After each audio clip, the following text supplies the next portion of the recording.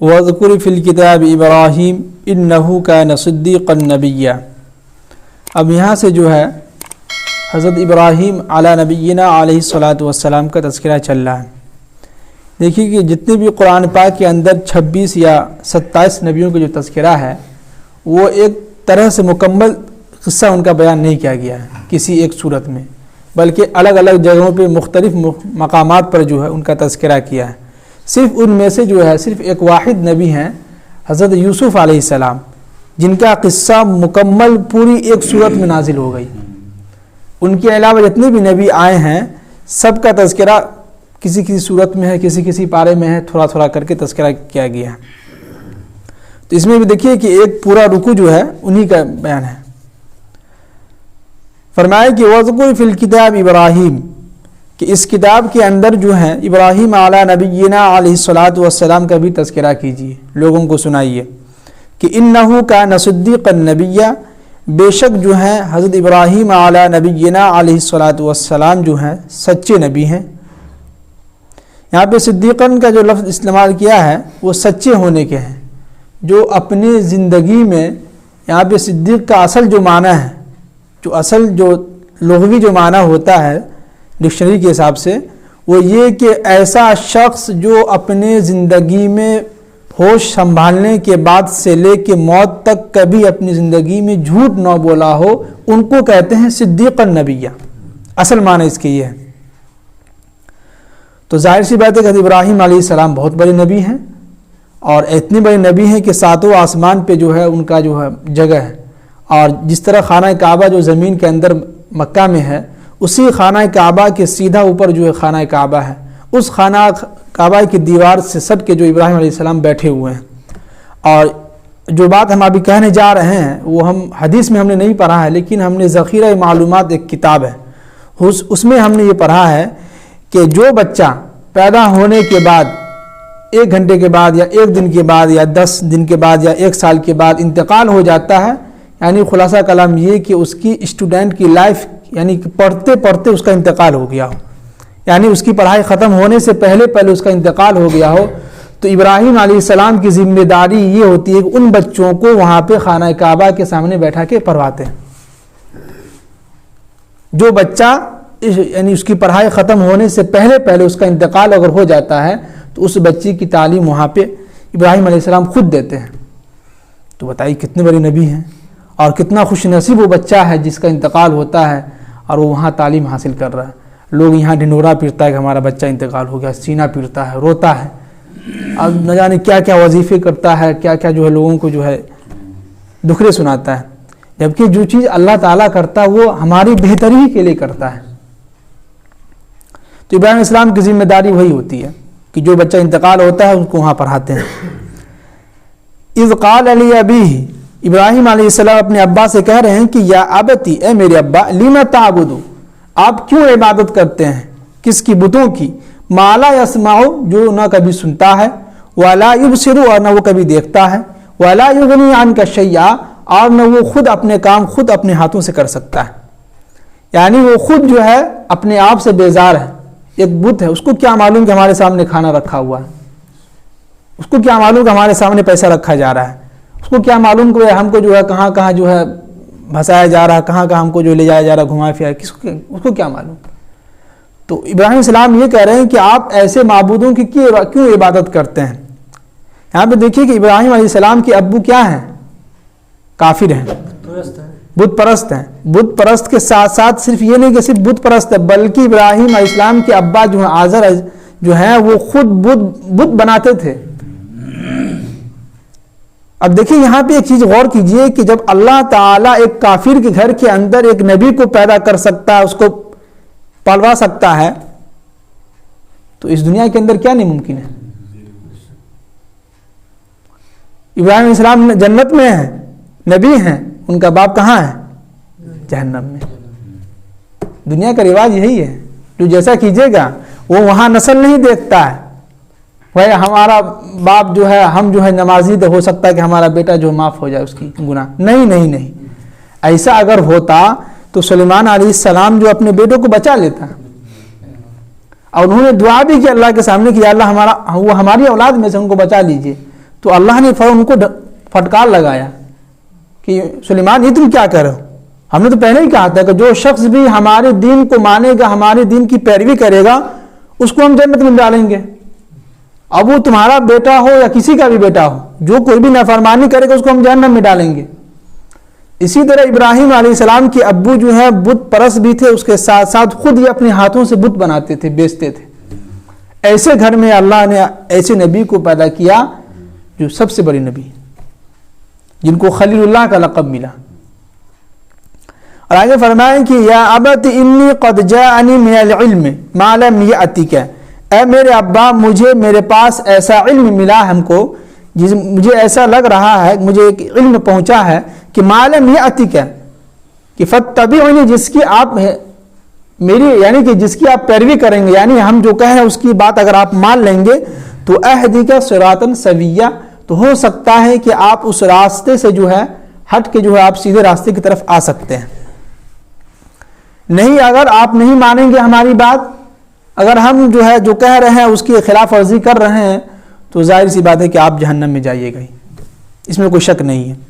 اور آگے فرمائیں کہ یا ابتی، اے میرے ابا، کہ لا تعبد الشیطان، آپ شیطان کی عبادت کیوں کرتے ہیں؟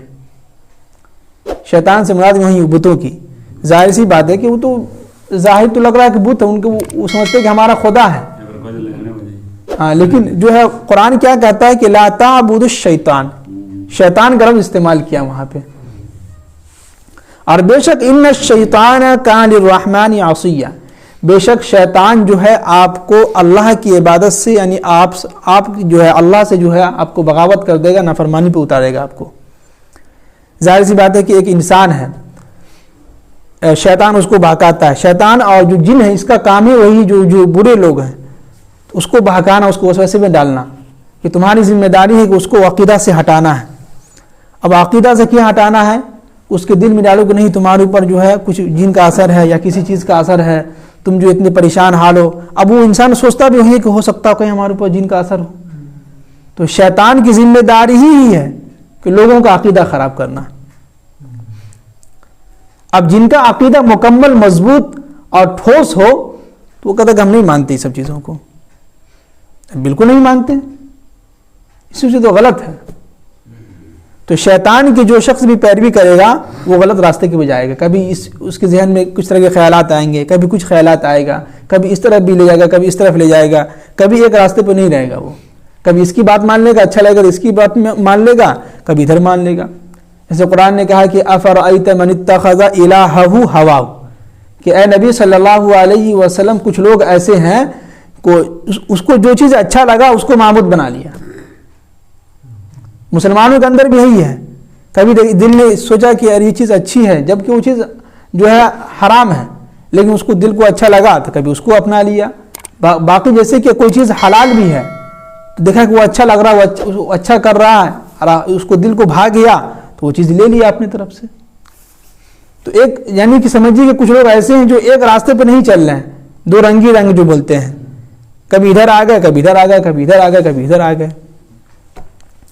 اور آگے فرمائیں کہ یا ابت انی اخاف، اے میرے ابا مجھے ایسا اندیشہ، مجھے ڈر لگ رہا ہے کہ ان یمسک عذاب من الرحمن، کہ اللہ تعالیٰ کی طرف سے آپ کے اوپر کوئی عذاب نہ آ کے آپ کو پکڑ لے، یعنی کہیں ایسا نہ ہو کہ اللہ کی طرف سے کیا ہو، آپ کے اوپر کوئی عذاب نہ آ جائے۔ تو لہٰذا فتکون للشیطان ولیا، تو یہ شخص جو ہے شیطان کا کیا ہو جاتا ہے؟ دوست ہو جاتا ہے۔ کیا ہو جاتا ہے؟ دوست ہو جاتا ہے۔ قال، اب ابراہیم علیہ السلام جو ہے یہ کہہ رہے ہیں کہ قال اراغب انت عن آلہتی یا ابراہیم، اب ان کے ابا کہہ رہے ہیں کہ ابراہیم تم ہمارے بتوں کی جو ہے بے حرمتی کر رہے ہو، تم ہمارے بتوں کی جو کیا کر رہے ہو، اس سے جو ہے اس کی برائی کر رہے ہو، یہ ہم کو برداشت نہیں ہوگا، لہٰذا تم کیا کرو کہ لئن لم تنتہی لأرجمنک وہجرنی ملیا، اگر تم ہمارے بتوں کو برا بھلا کہنے سے باز نہیں آئے، اگر تم ہمارے بتوں کو برا بھلا کہنے سے نہیں رکے تو ہم تم کو پتھر سے سنسار کر کے ہم تم کو اپنے گھر سے نکال دیں گے۔ کیا کر دیں گے؟ نکال دیں گے۔ تو ابراہیم السلام کیا جواب دے رہے ہیں دیکھیے، قال سلام علیک، کہ ابا آپ پر سلامتی، ہم چلتے ہیں۔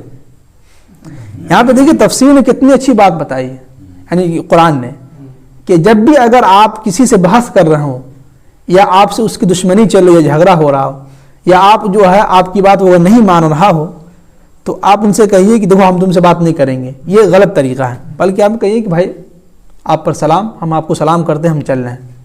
یہ دیکھیے کتنا اچھا انداز ہے، چاہے وہ بڑا ہو یا چھوٹا ہو۔ جیسے کہ ابراہیم السلام تو ان کے بیٹا ہیں، اپنے ابو سے کتنے ادب سے کہہ رہے ہیں کہ سلام علیک، ہم چلتے ہیں، آپ پر سلامتی ہو۔ دوسرا یہ کہ اس میں یہ بھی بیان کیا ہے کہ اس میں یہاں پر جو ہے کسی کافر کو سلام کرنا مقصود نہیں ہے، بلکہ ناراضگی کا اظہار یہاں پہ کر رہے ہیں کہ جو ہے ہم آپ سے ناراض ہو رہے ہیں، ہم آپ سے بحث نہیں کریں گے، تو ہم لہٰذا آپ پر کیا ہو سلامتی ہو، سلام علیکم، ہم چلتے ہیں۔ اور سأستغفر لک ربی، ہم آپ کے لیے اپنے رب سے جو ہے استغفار کرتے رہیں گے، مغفرت کرتے رہیں گے۔ تو یہاں پہ دیکھیے کہ جب آپ یہ آیت سنیں گے تو ایسا لگے گا کہ بھائی کہ جب کہ قرآن اور حدیث اللہ کے نبی کیا فرما رہے ہیں کہ آپ کسی کافر کے لیے مغفرت کی دعا نہیں کر سکتے ہیں، لیکن قرآن نے یہاں پہ کیوں کہا، ابراہیم علیہ السلام یہاں پہ کیوں کہہ رہے ہیں کہ ہم آپ کی مغفرت کی دعا کریں گے؟ تو اس کے بارے میں یہ آیت ہے کہ یہ آیت جو ہے یعنی کہ ابراہیم علیہ السلام کے کہنے سے، یعنی کہ ممنونیت یعنی کہ منع ہونے سے پہلے کی بات ہے۔ بعد میں سورہ توبہ کے اندر ایک آیت آئے گی جو گزر چکا ہے، آپ تفسیر میں پڑھے ہوں گے، جو بیان کیے ہیں پہلے مفتی صاحب، اس میں یہ ہے کہ ہم نے ابراہیم علیہ السلام کو وہاں پہ پھٹکار لگایا تھا کہ آپ ان کے لیے مغفرت کی دعا نہیں کر سکتے۔ تو پہلے یہ انہوں نے کہہ دیا تھا، بعد میں ان کو جو ہے سمجھانے کے لیے دوسری جگہ جو ہے آیت نازل ہوئی کئی دنوں کے بعد، تو اس کو وہاں جگہ ملی ہے۔ تو اس سے یہ بھی ثابت ہوتا ہے کہ ہم اور آپ، چاہے آپ کا کتنا ہی گہرا دوست کیوں نہ ہو، غیر مذاہب کے لوگ، اگر وہ انتقال ہو جاتا ہے یا کہ آپ سے دور ہو جاتا ہے تو آپ ان کے لیے مغفرت کی دعا نہیں کر سکتے ہیں۔ ہاں اتنا ضرور کر سکتے ہیں جو حدیث سے ثابت ہے، وہ یہ کہ یہ دعا کر سکتے ہیں کہ یا اللہ اگر ان کے مقدر میں ہدایت لکھا ہوا ہے تو آپ ان کو ہدایت دے سکتے ہیں، یہ آپ کی ذمہ داری ہے۔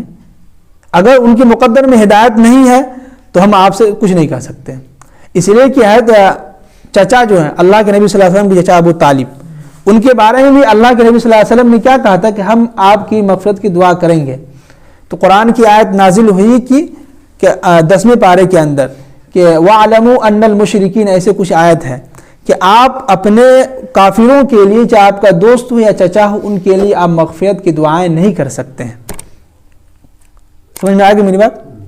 جی، تو لہٰذا جو ہے ہم یہ کوئی بھی انتقال ہو یا آپ کا دوست ہو، کتنا ہی گہرا دوست وغیرہ مذاہب کے لوگ ہو، تو ان کے لیے ہم مغفرت کی دعا نہیں کر سکتے۔ اِنَّهُ كَانَ بِي حَفِيًّا، بے شک مجھے امید ہے کہ میرا رب جو ہے ہمیں جو ہے محروم نہیں کرے گا، یعنی ہم جو ہے جو چیز ہم دعا کریں گے اللہ سے تو ہو سکتا ہے کہ اللہ تعالیٰ آپ کی مغفرت فرما دے، مجھے امید ہے، لیکن اللہ تعالیٰ ہم کو جو نا امید نہیں کریں گے۔ اور آگے فرمائے کہ وَأَعْتَزِلُكُمْ، ہم جو ہے تمہیں چھوڑ کے جا رہے ہیں، وَمَا تَدْعُونَ، اور ان کو بھی، مِن دُونِ اللَّهِ، ان لوگوں کو بھی جو لوگ اللہ کے علاوہ جس کی عبادت کر رہے ہیں ان کو بھی ہم چھوڑ کے جا رہے ہیں۔ کیا مطلب؟ کہ ہم تو آپ کو چھوڑ کے جا ہی رہے ہیں، لیکن آپ کے ساتھ ساتھ جو محلے کے لوگ رشتہ دار ہیں، جو خالہ ہے، ماموں ہے، پھوپھی جو بھی ہیں، ان سب کو بھی ہم چھوڑ کے ہم جا رہے ہیں۔ اب یہاں سے گئے کہاں؟ مصر کی طرف، شام یا مصر کی طرف گئے یہاں سے۔ اور وہ ادعو ربی، اور میں اپنے رب کو ہمیشہ پکارتا رہوں گا، یعنی ہم اپنے اللہ کو ہمیشہ کیا کریں گے؟ پکارتے رہوں گا۔ اور عسیٰ اللہ اکون بدعاء ربی شقیہ، مجھے امید ہے کہ ہم جب بھی اپنے اللہ کو پکاریں گے تو اللہ تعالی ہم کو کبھی نامحروم نہیں کرے گا، یعنی ہم کو کبھی کسی چیز سے جو ہے محروم نہیں کریں گے۔ اور فلما اعتزلہم، تو لہذا ابراہیم علیہ السلام کیا ہوئے؟ وہاں سے نکل گئے، وہاں سے جدا ہو گئے۔ وما یعبدون من دون اللہ، اور ان لوگوں سے بھی جو لوگ اللہ کے علاوہ عبادت کرتے تھے۔ اب جب ابراہیم علیہ السلام یہاں سے جدا ہوئے، یہاں سے نکلنے کے بعد تمام کفر و شرک کے جو بازار سے جب نکلے یہاں سے گندگی سے، تو قرآن نے اس کو کتنی اچھے انداز میں اور کتنا اچھا تحفہ دیا ابراہیم علیہ السلام کو کہ وَهَبْنَا لَهُ اسحاق وَيَعْقُوب، ہم نے ابراہیم علیہ السلام کو اسحاق علیہ السلام اور یعقوب علیہ السلام عطا کیا۔ اسحاق علیہ السلام بیٹا ہو گئے اور یعقوب علیہ السلام ان کے پوتا ہو گئے۔ تو یہاں پہ ایک چیز ہم کو جو سمجھ میں آیا، اور ہم نے کہیں پڑھا نہیں ہے لیکن ہم کو جو سمجھ میں آیا اس آیت سے، کہ ہم کچھ لوگ یہ کہتے ہیں کہ ہماری زندگی سے جو ہے تکلیف ہے، مصیبت جو ہے چھوٹ نہیں رہا ہے، یعنی ہم پریشان ہیں، ہمارا دل مطمئن نہیں ہے. تو ہم یہ سمجھتے ہیں کہ جب تک ہم اپنے گناہوں سے باز نہیں آئیں گے. اصل میں کیا ہے کہ سب سے اچھا ہجرت جو ہے، یعنی ایک جگہ سے دوسری جانا، تو وہ یہ ہے کہ گناہوں کو چھوڑ کر آپ نیکی کی طرف آ جائیں، یہ سب سے بڑا ہجرت ہے. تو آپ اس وقت تک آپ کامیاب نہیں ہو سکتے، اس وقت تک آپ کا جو ہے دل مطمئن نہیں ہو سکتا جب تک آپ گناہوں کو چھوڑ کر کہاں نہ آ جائے، نیکی کے راستے پر نہ آ جائے. اس وقت تک آپ جو ہے کامیاب نہیں ہو سکتے. اب انسان کو سوچے کہ چلو بھائی نیکی گناہ بھی کر لیتے ہیں آج شام میں، کل صبح نماز پڑھ لیں گے، فجر کی نماز پڑھ لیں گے تو ہو سکتا ہے معاف ہو سکتا ہے، معافی تو مل جائے گی. لیکن آپ کی زندگی میں آپ جو ہے مستقل کنٹینیو جو ہے وہ کامیابی کی طرف نہیں چل پائیں گے. آپ اس کے لیے آپ کو مکمل ہجرت کرنا ہوگا.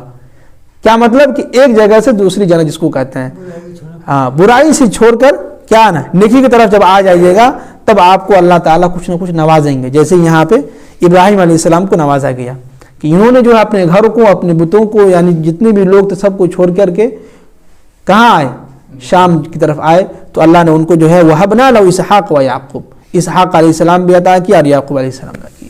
اور وَكُلًّا جَعَلْنَا نَبِيًّا، اور ہم نے ان دونوں کو نبی بنایا تھا. کیا بنایا تھا؟ نبی بنایا تھا.